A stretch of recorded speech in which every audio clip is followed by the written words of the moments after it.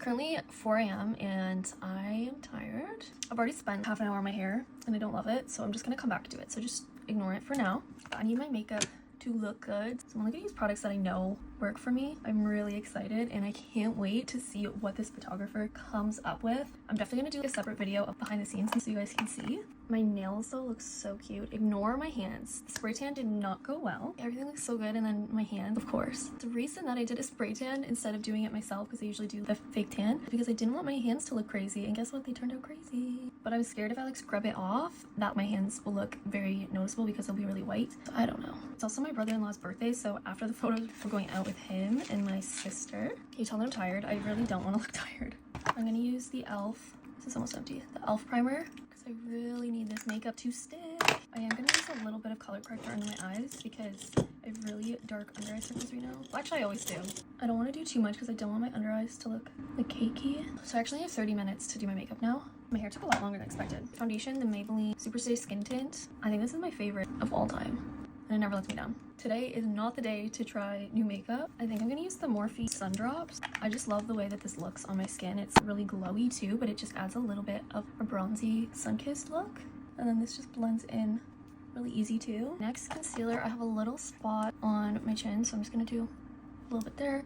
And then I'm gonna put concealer on my eyelids. And then I'm gonna use the Milk concealer for the rest of my face. I'm just gonna blend it in with a brush. For blush, I'm gonna use 3. I know that's a little bit wild, but trust the process. Milk jelly stick, and I was gonna get this on my lips. And I'm using this because if my blush fades, this is staining my skin. So there'll still be like some blush there, if that makes sense. Then my favorite blush of all time, Piggy from Rhode, and this is just like a light pink. Blend that in. I know it looks crazy, just trust the process. And then I'm gonna take a sponge to soften that out. Don't forget, I'm gonna do one more blush. This is the NARS blush in the shade Secret Lover. And I'm using this one because I really want there to be glow. I'm gonna do a few fake freckles. I always do this before I set my skin because I feel like it looks more natural this way.